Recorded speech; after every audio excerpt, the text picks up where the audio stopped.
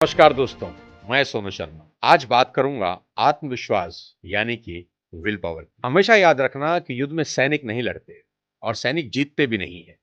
जीतती है उनकी विल पावर और विल पावर के बल पर ही वो लड़ते हैं। सिकंदर नहीं जीतता था, उसका आत्मविश्वास जीतता था और वही राजा महाराजा लोग उससे हारे जिनके पास आत्मविश्वास नहीं। आत्मविश्वास से भरे आचार्य चाणक्य की एक ललकार सुनकर सिकंदर के हौसले पस्त हो गए। हुआ कुछ ऐसा था, सिकंदर के आक्रमण की बात सुनकर ढेरों स्त्रियां और बच्चे तक्षशिला विश्वविद्यालय के भवन में जा छिपे। अब सिकंदर भी यहां आ पहुंचा। उसने सैनिकों को आदेश दिया कि भवन की ईंट से ईंट बजा दो और यहां उसका सामना हुआ आचार्य चाणक्य से। द्वार पर चाणक्य अडिग चट्टान की भांति खड़े थे। वे ललकार कर बोले, क्या विश्व विजय की कामना रखने वाला सिकंदर स्त्रियों और बच्चों की हत्या करने आया है? जाओ, वीरता दिखानी है तो रणभूमि में जाओ। और सिकंदर भौचक्का रह गया। जिसका नाम सुनकर लोगों की घिघी बन जाती थी, उस महान सिकंदर को एक ब्राह्मण ने ऐसी फटकार लगा दी, किसमें साहस था इतना। मगर चाणक्य ने अपने आत्मविश्वास के बल पर ऐसा कर दिखाया और सिकंदर को अपना घोड़ा मोड़ना पड़ा। शायद उस दिन पहली बार उसके मन में विचार आया होगा कि हिंदुस्तान को जीतना मुश्किल है।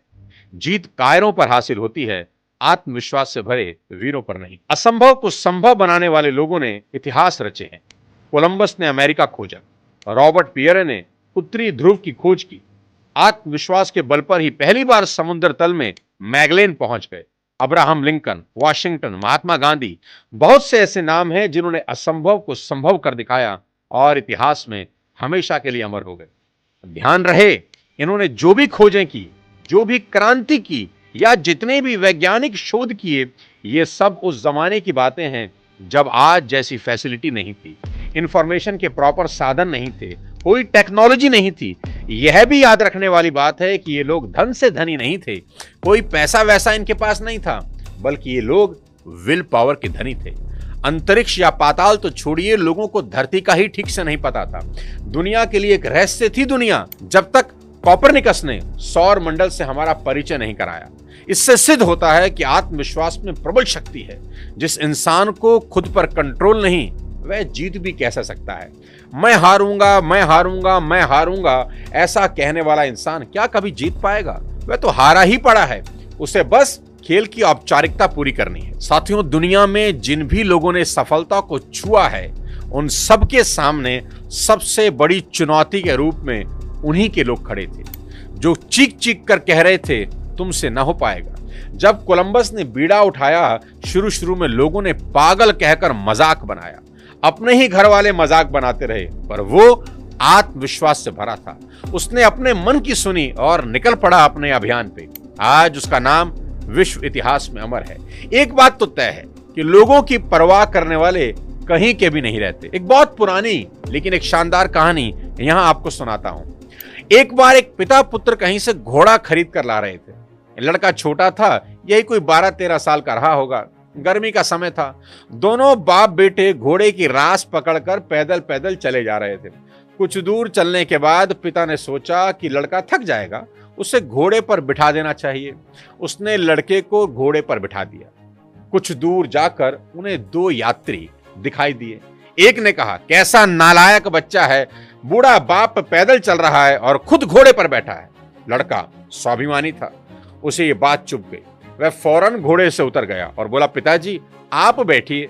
पिता ने पुत्र की भावना को समझा और घोड़े पर बैठ गया। लड़का अब पैदल चलने लगा। आगे जाने पर कुछ और महारथी लोग मिले। बोला, कैसा संगदिल बाप है, छोटे से नाजुक बच्चे को पैदल चला रहा है और खुद लाड साहब बना घोड़े पर बैठा है। अब पिता की गैरत को धक्का पहुंचा।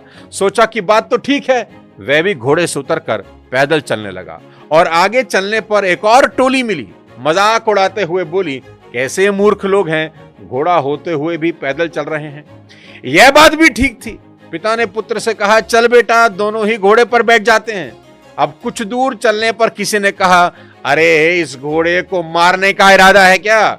इतनी गर्मी, इस मरियल से घोड़े पर 2-2 सवार, अत्याचार की भी हद है। अब बाप और बेटा दोनों घबराकर घोड़े से उतरे। एक पेड़ की छांव में बैठकर सोचने लगे कि अब क्या करें। दुनिया तो किसी हाल में जीने नहीं देगी।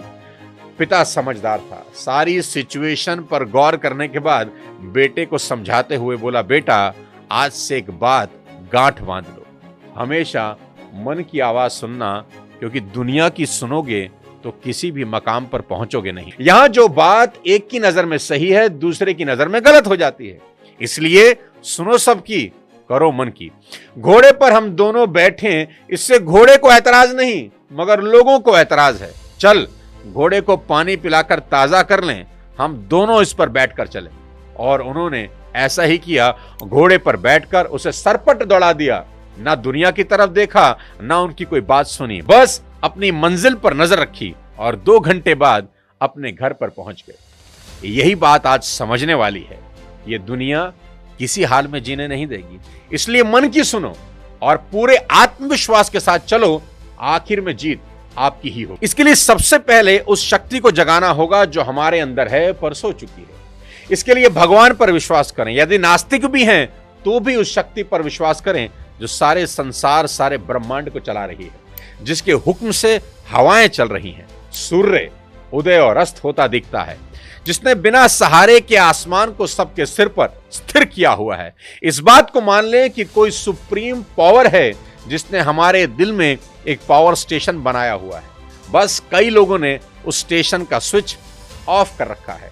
पीछे से सप्लाई पूरी हो रही है, सभी को बराबर पावर मिल भी रही है, बस आपका ट्रांसफार्मर ही बंद है, इसलिए शायद अंधेरा है।